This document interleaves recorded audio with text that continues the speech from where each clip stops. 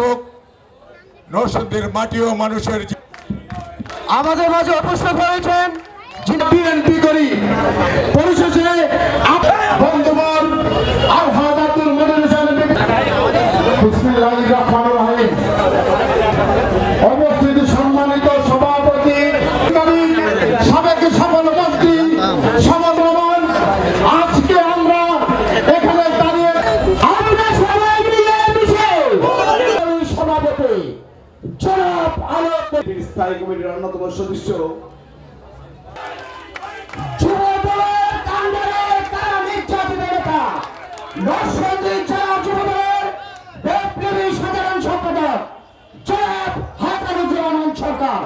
আমরা উপহার দিতে চাই সেই লক্ষ্য রেখে সকল সারা বাংলাদেশের সর্বোচ্চ বেশি ভোট পেয়ে নির্বাচিত হয়।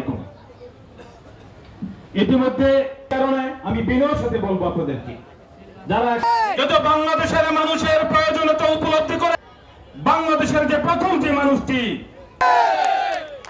আমি এই কথাটা বলার উদ্দেশ্য একই গুণে গুণান্বিত হয়ে বাংলাদেশের এই নকশালি যারা রহমানের কর্মযোগ্য যোগ্যতা ডাক্তার, তারপরে অনেককে বিনীতভাবে অনুরোধ জানাবো সবাই আশিকুল ইসলাম রাব্বির পিতার হাতে বিএনপির পক্ষ ডক্টর আব্দুল মঈন খান আর্থিক অনুদান তুলে দেন।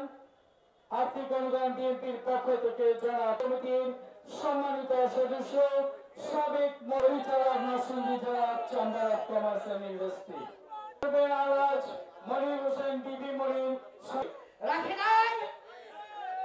আজকে যারা এই ঘটনা ঘটাইছে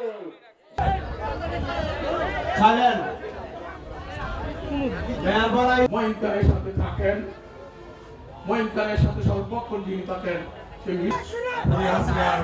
সরকারের আমলে শহীদদের আগামীকাল সেটাকে হয়তো পুনঃসংস্কার করতে হবে এবং আমরা করবো, সেটা পৃথিবীর মানুষ করবে। আজকে আমরা যারা বেঁচে আছি আমরা চিরদিন এই পৃথিবীতে থাকবো না। আগামীতে নতুন প্রজন্ম আসবে, ছাত্ররা আসবে, নতুন ছাত্ররা আসবে। বিগত 2024-এর জুলাই যারা জীবন দিয়েছে তাদের আত্মার মাগফিরাত কামনা করছি।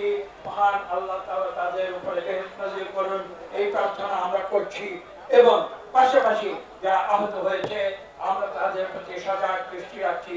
ইনশাআল্লাহ আগামীতে যদি এই দেশের মানুষ আমাদের দেশ পরিচালনার দায়িত্ব দেয় এবং একটি সুষ্ঠু নিরপেক্ষ ভোটে যদি আমাদের বিজয়ী করে, আমরা সকল আহত পরিবার এবং নিহত পরিবারের দায় দায়িত্ব সরকারে